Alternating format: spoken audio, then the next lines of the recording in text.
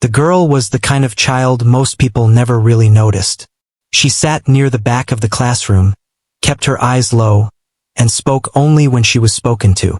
Her clothes were always clean but simple, often worn a little too many times. She carried her school bag carefully, as if it held something fragile, even though inside there were only books, notebooks, and a small pencil box with chipped edges. At home, life was quiet and plain. There was no piano, no music room, and no lessons paid for by proud parents. What she had instead was a small old radio that sometimes worked when the signal was good. When music came through, she would sit very still and listen. She listened not just with her ears, but with her whole body. She noticed how the sounds rose and fell, how some notes felt heavy while others felt light. She imagined her fingers moving along invisible keys, copying what she heard. At school, music class was supposed to be fun, but it often felt tense. The teacher was known for being strict and impatient. Mistakes were pointed out loudly, and praise was rare. Students learned quickly to stay quiet and avoid attention. The piano in the classroom was treated like a symbol of talent and status. Only a few chosen students were ever allowed to play it, and they had all taken lessons for years. The girl never raised her hand in that class. She never asked to play. She only watched from her seat, her eyes following the teacher's fingers as they moved across the keys. She memorized the way hands curved, the way wrists lifted slightly, the way the sound changed with pressure. No one noticed this. To everyone else, she was just another quiet child waiting for the bell to ring. One afternoon, the mood in the room felt heavier than usual. The teacher seemed annoyed, tapping a pen against the desk while speaking about practice and discipline. A few students shifted in their seats. The girl sat still, her hands folded neatly in her lap. Then the teacher's eyes landed on her. It was sudden and sharp, like a light being turned on in a dark room. The teacher paused mid-sentence and stared at the girl for a moment too long. A small smile appeared, but it was not a kind one. "You," the teacher said, pointing directly at her. "Come here." The room went quiet. The girl felt her heart jump. For a second, she thought maybe the teacher was mistaken. She looked behind her, but there was no one else. Slowly, she stood up. Whispers spread across the classroom. Some students looked curious. Others looked uncomfortable. A few smiled, already guessing what was about to happen. "You've been staring at the piano all term," the teacher said loudly. "You must think you can play." The girl opened her mouth to speak, but no words came out. Her throat felt tight. "Well," the teacher continued, "go on. Sit down and show us." A few students laughed softly, not because they were cruel, but because they were nervous. Everyone understood the message. This was not an invitation. It was a challenge meant to expose her. The girl walked toward the piano slowly. Each step felt heavier than the last. Her hands were cold. She could feel her face growing warm as she sat down on the bench. The piano keys looked different up close. Bigger, louder, more real. She had never touched a piano before. Behind her, the teacher crossed their arms. "Don't worry," the teacher said in a mocking tone. "Just play anything you like." The girl's fingers hovered above the keys. Her mind raced. She could hear her own breathing, fast and shallow. She expected laughter at any second. She expected to be told to stop. For a brief moment, she wanted to run back to her seat and disappear. Then she remembered the radio. She remembered sitting on the floor late at night, listening to melodies drift through the static. She remembered how she followed those sounds in her head, again and again, until they felt like part of her. She remembered tapping rhythms on the table, on her knees, on the edge of her bed. She placed one finger on a key. The sound was soft, but clear. A few students leaned forward. The teacher raised an eyebrow. She pressed another key, then another. Slowly at first, unsure, testing how the piano responded. The notes were not perfect, but they were careful, honest. Something strange happened in the room. The whispers stopped. The girl's hands began to move more freely.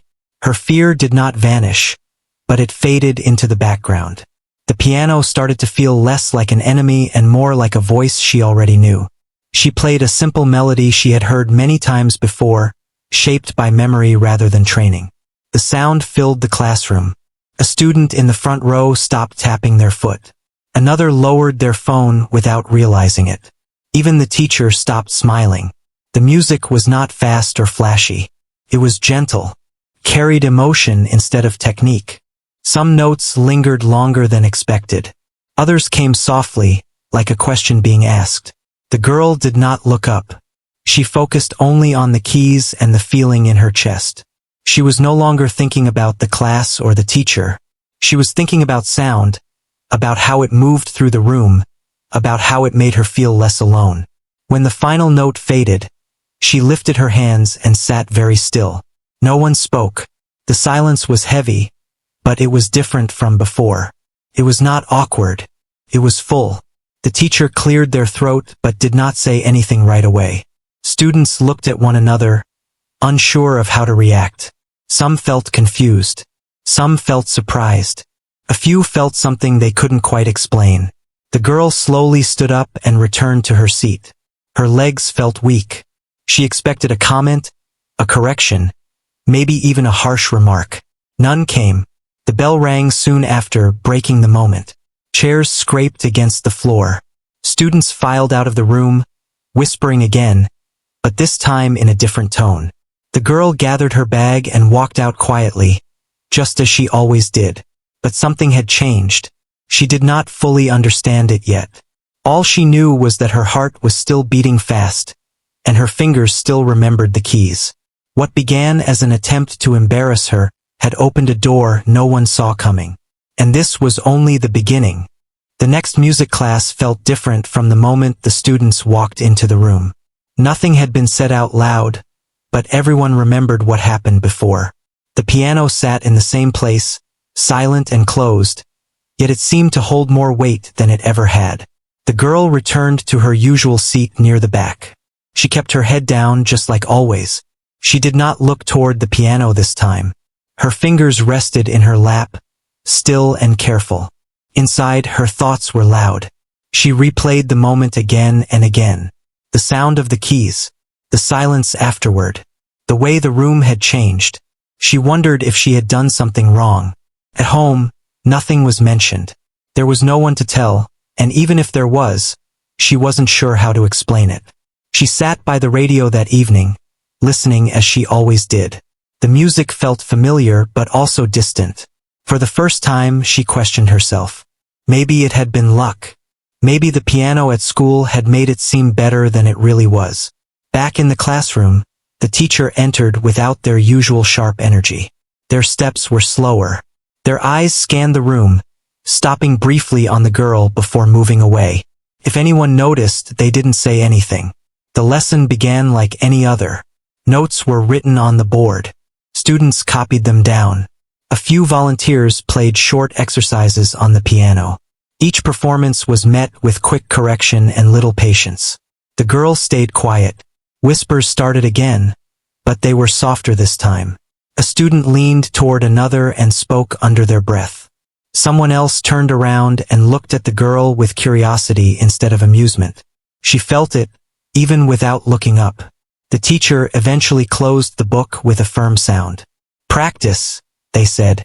"That's the difference between noise and music." The words hung in the air longer than usual. Then the teacher did something unexpected. They asked the girl to stay after class. A small knot formed in her stomach. She waited as the other students packed up and left. Some glanced back at her as they walked out, their faces filled with questions. The room slowly emptied until it was just her, the teacher, and the piano. The door closed. For a moment, no one spoke. The teacher stood near the desk, flipping through papers they weren't really reading. The girl stood by her chair, unsure if she should sit or remain still. "You can sit," the teacher finally said. She sat. The teacher took a breath, then another, as if choosing words carefully. "Where did you learn to play like that?" The girl looked up, surprised. She shook her head slowly. "I didn't," she said in a quiet voice. The teacher frowned. "Everyone learns somewhere." She thought about the radio, the late nights, the listening. She wasn't sure if that counted. I just listen, she said. And remember. The teacher let out a short laugh, but it faded quickly. That's not how it works, they said. But the certainty wasn't there. The teacher walked toward the piano and opened the lid. Play again, they said. Her heart started to race. There was no audience this time, but the fear felt the same. She stood up slowly and sat at the bench. The room felt too quiet. What would you like me to play? She asked. Anything, the teacher replied. She placed her hands on the keys. This time there was no rush. She let herself breathe. She played something different, softer than before. The notes flowed gently, like a story being told without words. The teacher listened without interrupting. When she finished, the teacher remained silent for a long moment. Their expression had changed. The sharp edges were gone, replaced by something closer to uncertainty. You don't follow the rules, the teacher finally said. She felt her chest tighten. I'm sorry, she whispered. That's not what I meant, the teacher replied quickly. You play by feeling. That's rare. The girl didn't know what to say. Compliments felt unfamiliar and heavy. The teacher closed the piano lid. You shouldn't have been put on the spot like that, they said quietly. The words surprised her more than anything else.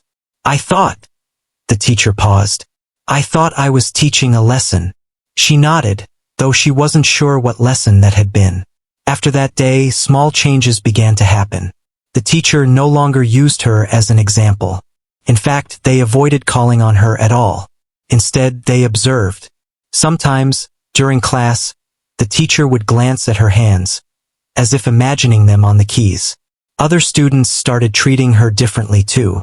Not all of them, but enough for her to notice. Some smiled when she passed. One student asked her if she really had never taken lessons. She shrugged and said she hadn't. Lucky, the student replied. She didn't feel lucky. She felt confused. One afternoon, the teacher announced that the school would hold a small music demonstration for parents. It wasn't a competition, just a simple event. A few students would play short pieces. The girl kept her eyes on her notebook. Her name was added to the list. She noticed it at the end of class, written neatly in chalk. Her stomach dropped. The room buzzed with excitement. Some students clapped quietly. Others looked at her with wide eyes.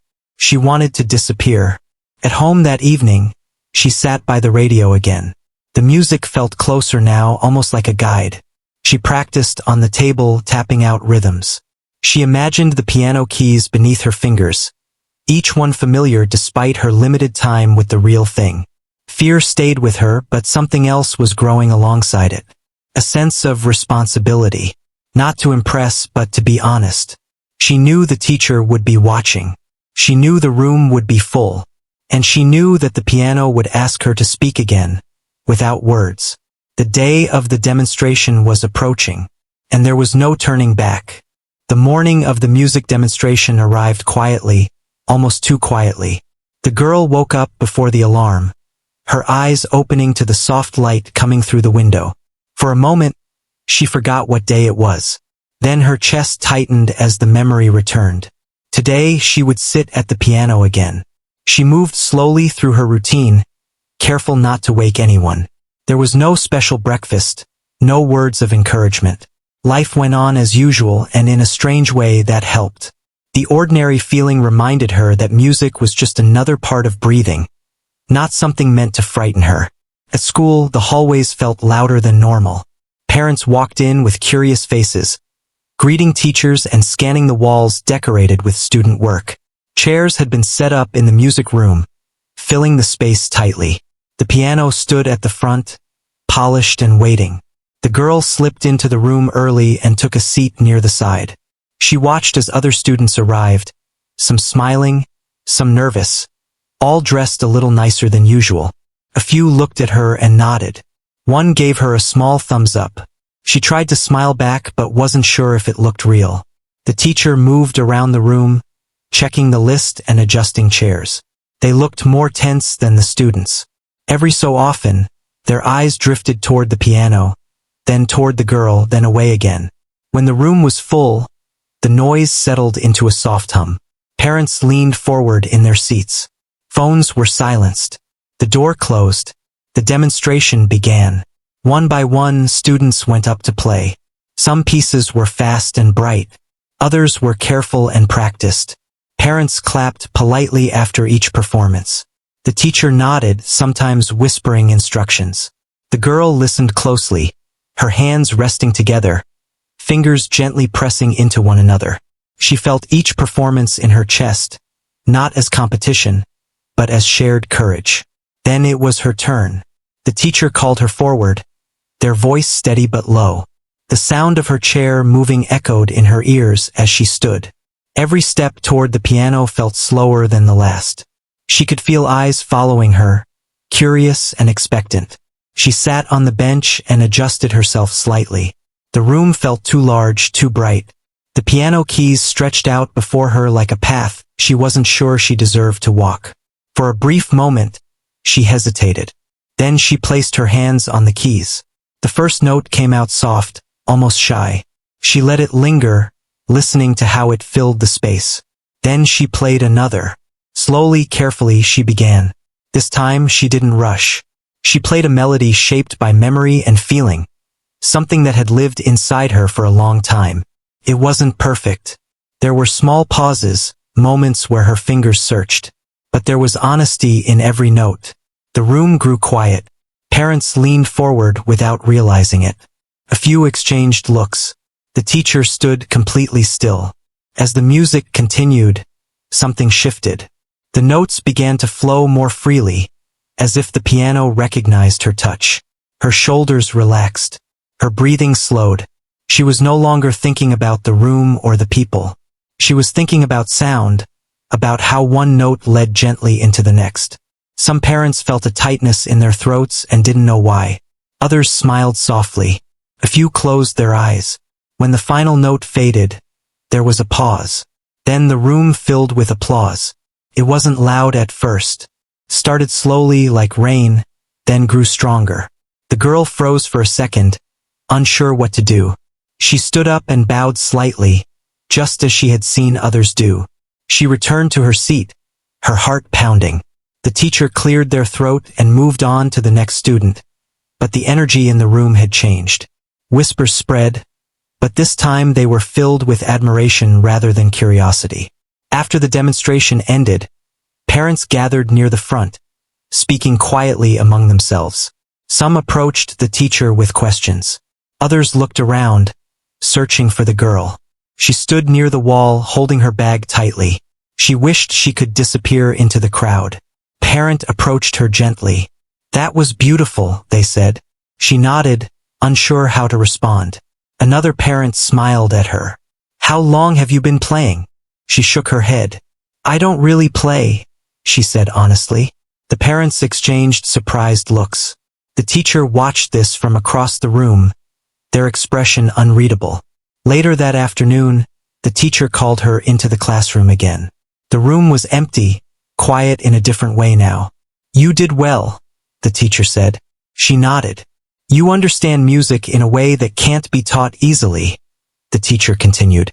"But understanding alone isn't enough." She listened carefully. "If you want to continue," the teacher said, "you'll need guidance, structure."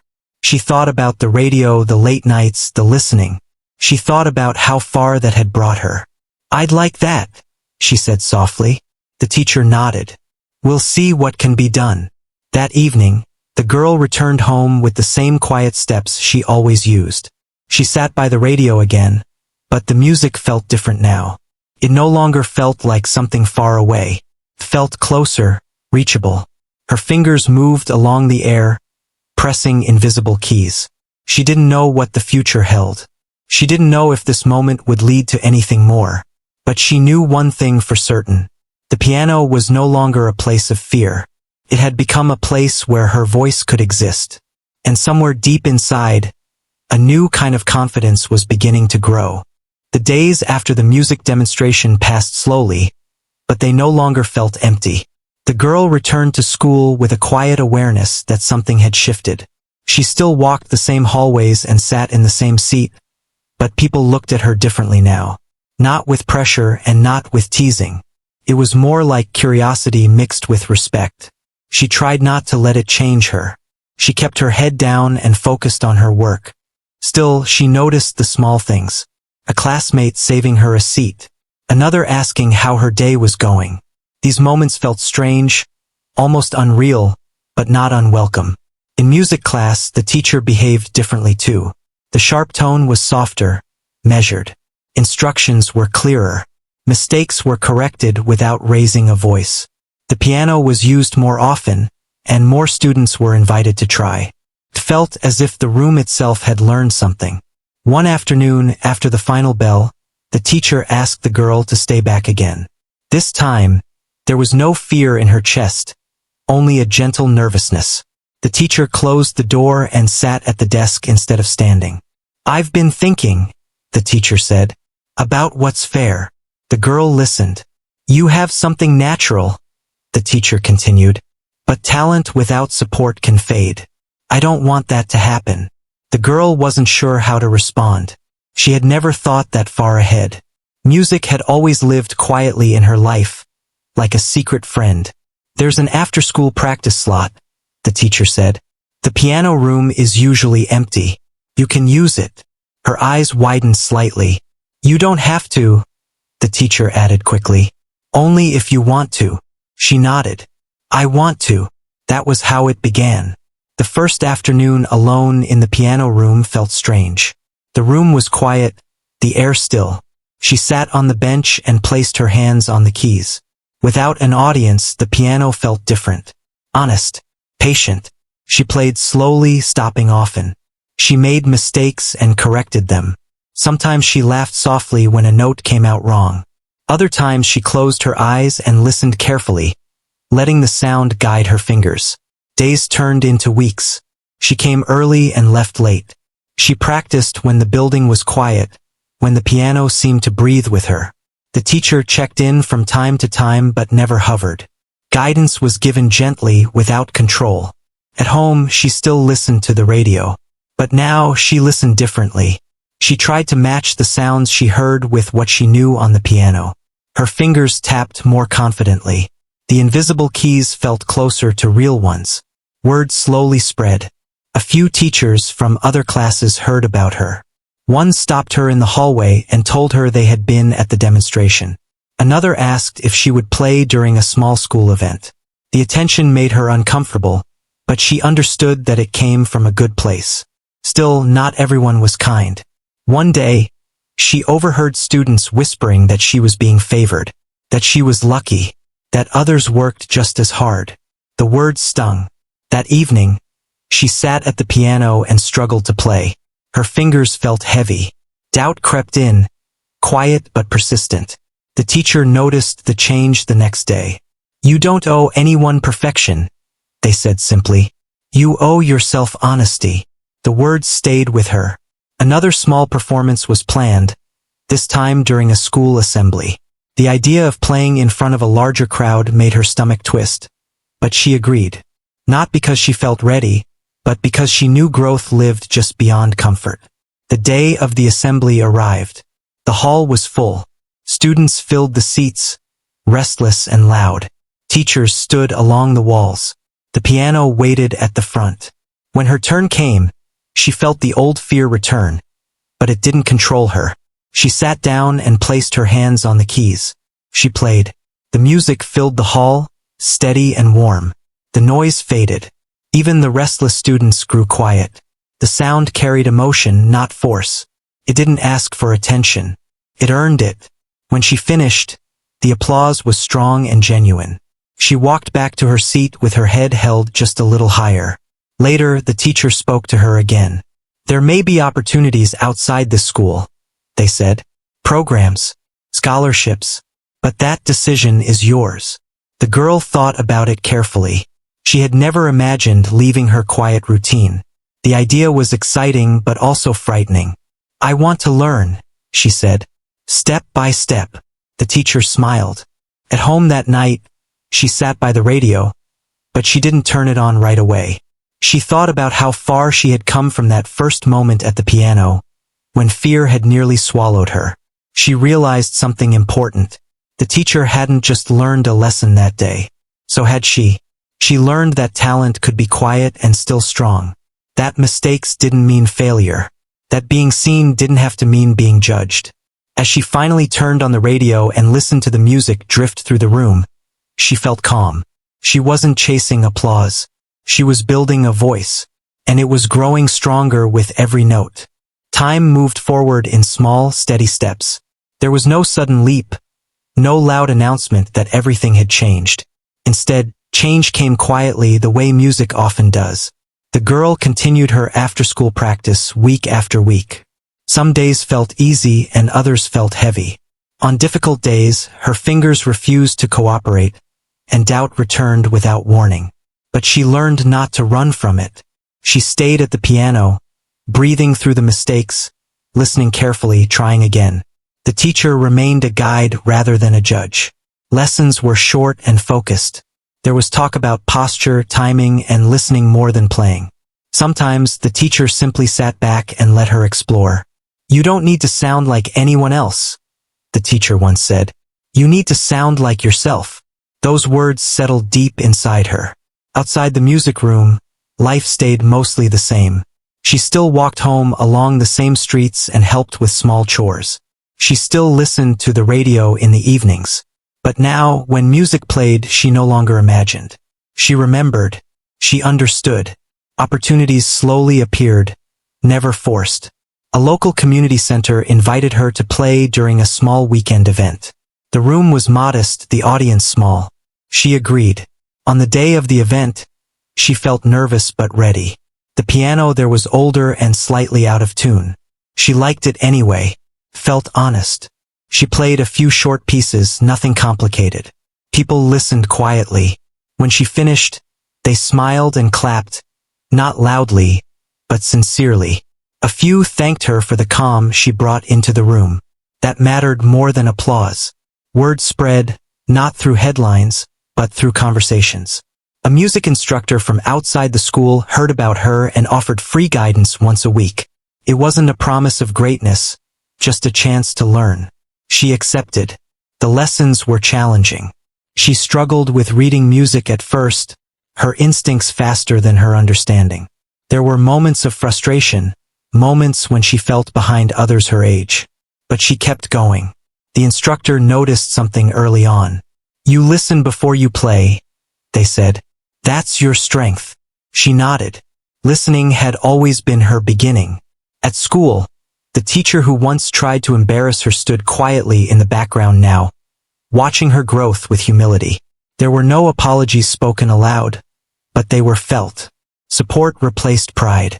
Near the end of the school year, another assembly was planned. This time, the teacher asked her privately if she wanted to play. She thought about it carefully. "Yes," she said. When she sat at the piano that day, she didn't feel small. She didn't feel large either. She felt present. She played a piece she had worked on for weeks. It had structure now, but it still carried feeling. Each note landed with intention. The hall listened. When she finished, the applause was long and warm. The teacher nodded, not as an authority, but as a witness. After the assembly, a parent approached the teacher and spoke quietly. The girl didn't hear the words, but she saw the teacher glance toward her and smile. Later, the teacher shared the news. "There's a youth music program," they said. "They're interested in you." Her heart raced. "It doesn't mean pressure," the teacher added. "It means choice." She took time to think. She talked it over at home, slowly, carefully. There was fear but also hope. In the end, she chose to try. The program was demanding but welcoming. For the first time, she met others who loved music the way she did. Some had years of lessons behind them. Others came from backgrounds like hers. She learned she wasn't alone. She practiced more than ever, but she also rested when needed. She learned that growth required balance. One evening, after a long day, she sat by the radio again. The sound filled the room, warm and familiar. She smiled softly. She thought back to the moment that started it all. The classroom, the forced walk to the piano, the fear. What was meant to break her had revealed her. Not because she proved someone wrong, but because she stayed true to herself. Years later, when asked about that day, she never spoke with anger. She spoke with calm understanding. Sometimes, she said, people show you who you are without meaning to. Music remained her companion, not her burden. Whether she played for many or for one, she played honestly. The girl who was once called forward to be embarrassed had found her voice, and she carried it quietly, confidently, into the rest of her life.